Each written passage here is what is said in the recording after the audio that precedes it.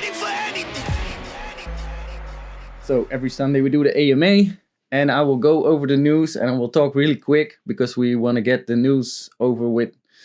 We try to get it over with in 5 minutes. So we have all the news in a week done in 5 minutes, which is not a waste of your time and still having all the important updates coming through. I record this so other people who don't have the time to join, they can watch it back. So I first do the news, then we go over the Discord questions, and then we can talk about whatever we want. So what did happen this week? Let's look. FLR Networks burned another 132 million FLR. They made a promise dedication in October 13 that they were going to burn 2.1 billion FLR tokens to support the ecosystem health.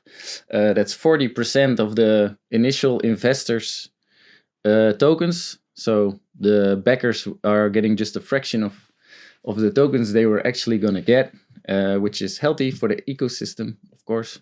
If there's less people with enormous amounts of FLR tokens, that gives a little bit more space and room for the community that's holding the FLR token as well, after all these airdrops in this many months that they will get this FLR drop.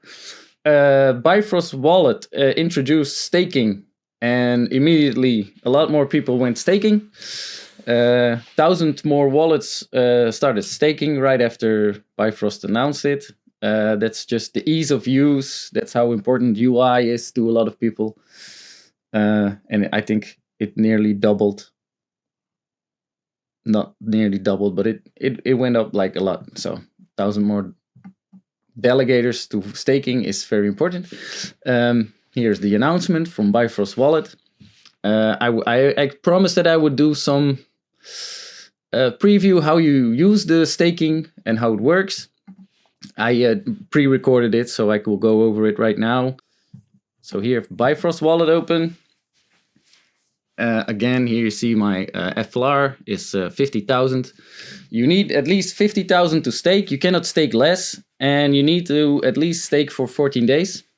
So you go to the tab, options, then you enable staking.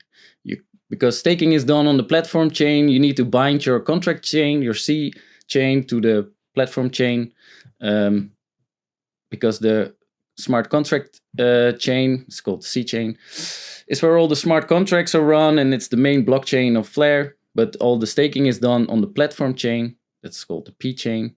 It's you have a different wallet address for it.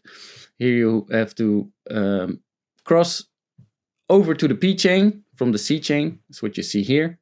So I'm gonna cross chain. Then it tells you what is the C chain. The C chain is short for contract chain, and it's the primary blockchain used by FLR. So what is the P chain? The P chain is where it's short for platform. It's short for platform chain, and is where you stake, where the staking takes place. Don't transfer all your FLR because you need to have some FLR left for transaction fees. You continue, then you add 50,000 to your P-Chain wallet, and here you see actually that I made a little mistake. I'm actually transferring like 0.002 FLR, not enough, so I have 49,000 FLR, so you cannot stake. So I have to transfer a little bit more FLR to that account, which is no problem. It costs a little bit more transaction fees, but we're on FLR network, so that's near zero. So now I transferred another 0.002 FLR, so now it works. You get 50,000 on the P chain. It takes a while. And then you can hit stake. And when you stake, it gets a little bit more information about the minimum amount of FLR you need to stake and the minimum days. So 14 days, minimum of 50,000 FLR. So if you don't have 50,000 FLR, you cannot stake. But don't worry, you can still delegate until one day maybe you have enough FLR to stake. Why you stake is because you want to secure the network. You stake to a trusted validator. So for now, I'm going to look for our own validator. That's FLR Oracle number 1. It has 4 million FLR left to stake to, and it has 49 days left. So I'm going to just stake 50,000 FLR for 14 days. And you click continue. You sign the transaction. And then it's done. Now, the staked FLR is stuck on staking. So for 14 days, you cannot do anything with this FLR. It's locked in. Unlike with delegation, you keep the FLR free from using it for whatever you want. But in staking, it's really locked into that validator. So every 2 weeks you can claim rewards. So that's basically how easy it is to stake with the Bifrost wallet, which makes it a lot more easy than using your ledger on the staking.flare network website.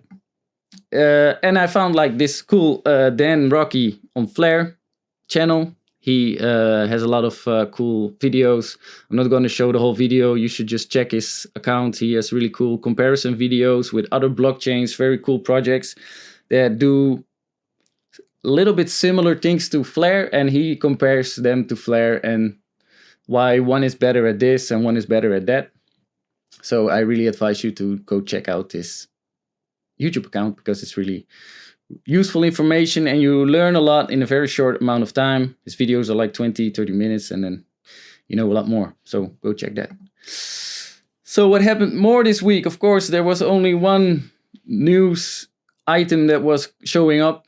Like every news page was full of ETF going live. I was a little bit skeptical last week about it, but it went live anyway, exactly on Wednesday. So with a little bit trouble from the SEC with tweeting out and getting their Twitter hacked, which was pretty funny and pretty ridiculous at the same time.